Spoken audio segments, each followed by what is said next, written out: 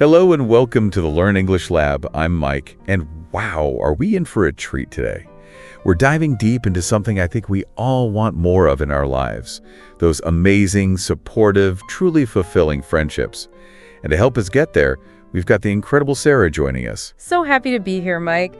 You know, we talk a lot about romantic relationships, but friendships, they're really the key to a longer, healthier, and happier life, wouldn't you say? Oh, absolutely. And it's not just like a warm, fuzzy feeling. There's actual science behind it. Studies show that having strong social connections can actually cut our risk of dying early by like 50%. It's basically having this built-in team to help you through all of life's craziness. It really is. And what's so cool is that those benefits, they're not just for your mental health.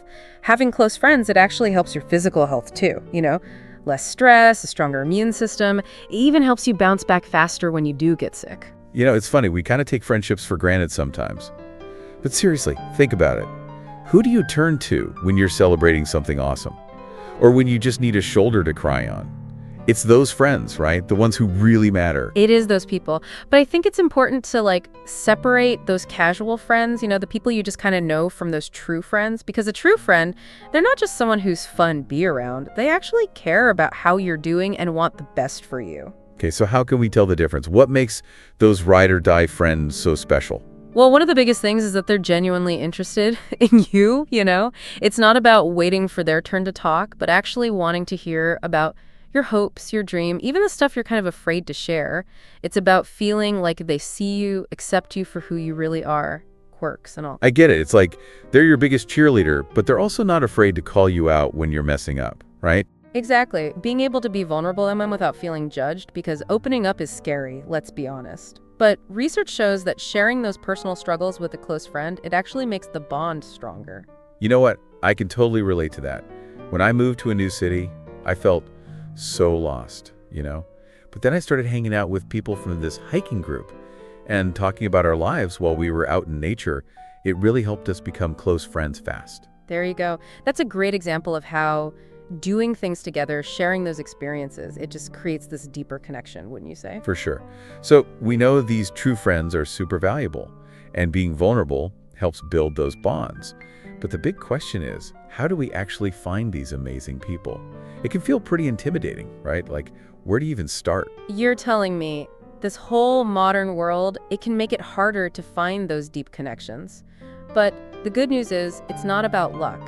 It's about making a conscious effort. So we can't just sit back and hope for the best? Nope, you gotta put yourself out there. Now, I know that might sound scary, but it doesn't mean you have to transform into this super social butterfly overnight. So baby steps are okay. Totally. Start small. If you're more on the quiet side, maybe just reconnect with an old friend. That could be a great first step. If you're naturally outgoing, just, pay attention to those moments when you feel a connection with someone. And then take a chance. See if you can turn it into something more. That takes some pressure off. It's like recognizing those little sparks and then doing something to fan the flames. Right. I like that. And the important thing is to be yourself, Authenticity, that's what attracts the right people. Share your real interests. Don't try to be someone you're not. So be yourself, be open to trying new things, and take the initiative. Got it. But let's be real. Sometimes it feels awkward, putting yourself out there. Any advice on how to make it less, cringy? You know what really helps? Being genuinely curious about other people. Ask questions, listen to their answers, and give them space to talk about themselves. Because let's be honest, people love talking about themselves, right? It makes them feel heard. Oh, you know what? That reminds me of this thing I read. It said that talking about yourself, it actually activates the same pleasure centers in your brain as food. And get this, sex. So no wonder people enjoy it so much. You're kidding. So asking questions and being a good listener, it's actually beneficial for both people. Win-win. That's amazing. So be ourselves, be curious, look for those activities we can share with others. Those are great starting points. But what else can we do to, level up our friend-making game? Sometimes it's those small, everyday moments that can make a difference. That smile you give a stranger, chatting with the barista, giving someone a genuine compliment, those little acts of kindness, they make you more approachable and might just open the door to a new connection.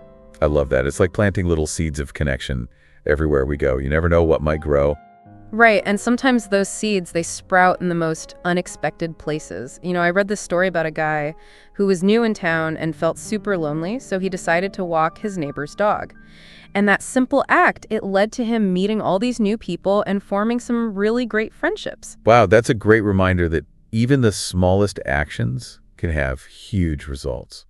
It all starts with taking that first step, doesn't it? It totally does. And once you've made those first connections, the real magic happens when you start nurturing those bonds.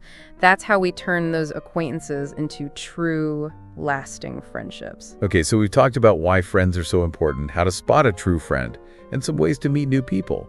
But what about keeping those friendships strong, especially when life gets super busy? I feel like that's where things get tricky. It definitely is. Life throws a lot our way, but don't worry, we've got you covered.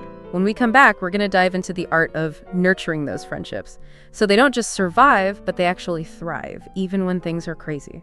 Stay tuned.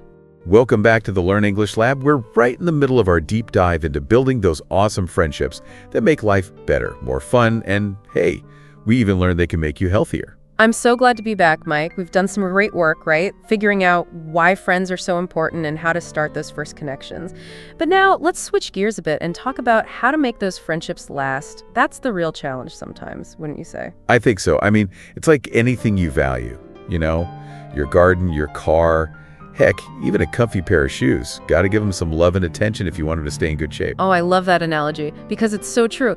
Friendships, they're like any relationship. They need to be nurtured. Life gets in the way, we get busy, but those little things you do consistently, that's what really matters in keeping those bonds strong. So give us the goods. What are some practical tips to make sure we're not accidentally ghosting our friends, even when our schedules are packed?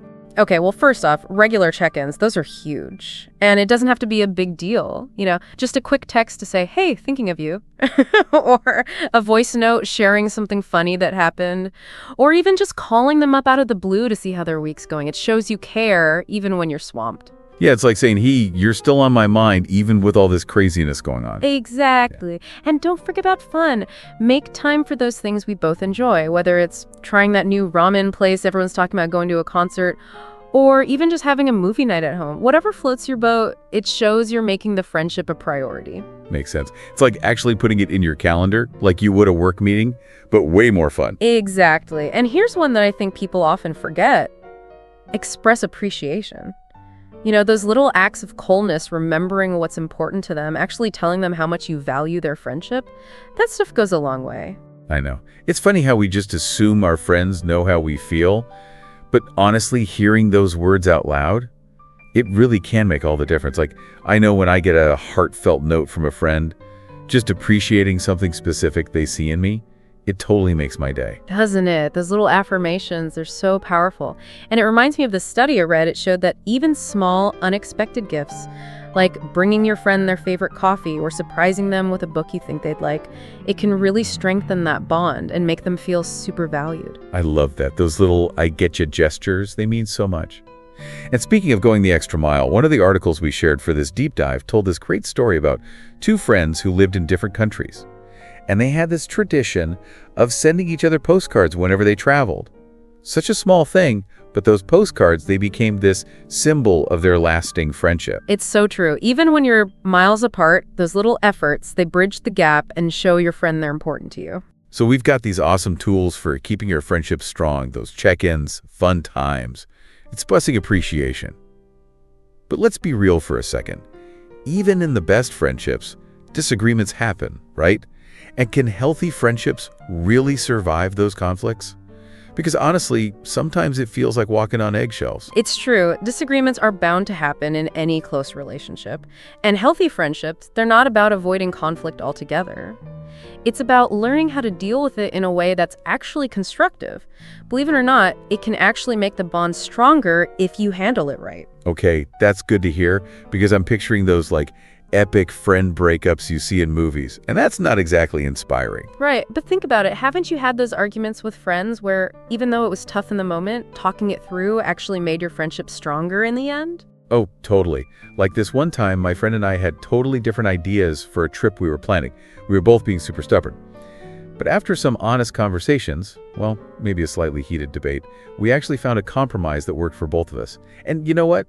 Looking back, the trip itself was amazing, but what I really remember is how we learned to work through those differences. That's it. That's a perfect example of healthy conflict resolution. It's about communicating respectfully, taking responsibility for your part, and really trying to understand each other's point of view instead of just trying to win the argument. So it's less about being right and more about finding a solution that everyone can live with. Exactly. And remember, sometimes it's okay to agree to disagree. Not every conflict needs a neat little resolution. The most important thing is to maintain that mutual respect and a willingness to move forward together. This is great. We've talked about making those bonds stronger and handling those disagreements like champs. But there's another part of friendship that I think can be hard to talk about, you know? What happens when friendships just naturally drift apart? It's like that elephant in the room no one wants to acknowledge. It is. It's one of those bittersweet things about friendship. But you know what? Sometimes it's perfectly normal for friendships to change and evolve. People grow, our lives change, and it doesn't mean anyone did anything wrong. I think we put this pressure on ourselves to hold on to every friendship we've ever had. But it's like trying to squeeze into a pair of shoes that don't fit anymore. It's just not comfortable. You nailed it. And forcing a connection that's not really there anymore, it's not authentic, it's not good for either person. It's okay to recognize that some friendships have a season, and that's all right. It doesn't take away from the value of the time you shared. It's like those different chapters in a book, right? Some are full of action, some are more thoughtful and quiet, but they all make up the whole story. Exactly. And by letting go of those friendships that aren't serving us anymore, it actually makes space for new connections to come into our lives. Connections that might be a much better fit for who we are now. I like that. It's freeing in a way, right? Like giving yourself permission to go with the flow of friendships. That's the spirit. And with that, I think we've covered a lot of ground today, wouldn't you say? We've explored how to nurture those friendships, how to handle those tricky disagreements, and even how to let go when it's time. Are you ready to move on to our last part, Mike, where we'll give our listeners some concrete things they can do to put all this into practice? Welcome back to the Learn English Lab. It's been quite a journey, wouldn't you say? Exploring all the ins and outs of friendships.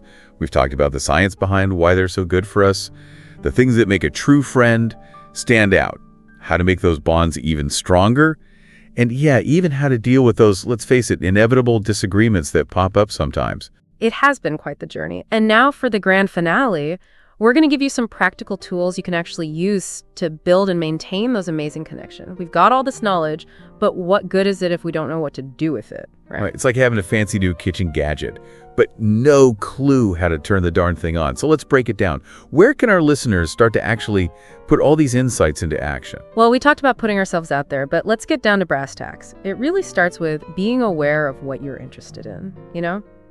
Think about those passions, your hobbies, the things you've always wanted to try but haven't gotten around to yet. Okay, so if I've always wanted to learn how to play the ukulele, I shouldn't just dream about it. I should actually sign up for a class. You got it. Or maybe you're a totally bookworm. Joining a book club, that could be a great way to meet people who love reading just as much as you do. The point is, you got to create those opportunities to connect with people who share your passions. Makes sense. It's all about finding your tribe, right?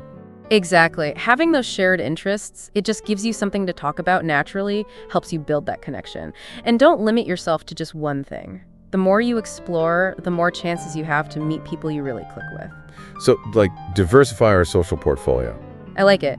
And if the idea of walking into a room full of strangers makes you want to hide, there are other ways to connect online communities, forums, Facebook groups. Those can be a less intimidating way to start, especially if you're more on the introverted side. That's good to know. It takes the pressure off, right? For sure. And honestly, you never know where those meaningful connections are going to come from. I read this story about this woman who started volunteering at an animal shelter, and she ended up becoming really close friends with the other volunteers. That shared love for animals, it turned into something really special. That's so cool. It just goes to show, even those unexpected places can lead to amazing friendships. Got to be open to those possibilities. Right. And volunteering in general, it's a fantastic way to give back and meet people who care about the same things you do, Whether it's a food bank, mentoring kids, environmental stuff, there's something for everyone. Awesome. So you found something you enjoy doing, you're putting yourself out there, and you've met some cool people. Now what? How do you go from those initial hellos to a real solid friendship? That's where all that nurturing stuff comes in. We talked about those regular check-ins, scheduling fun things to do together.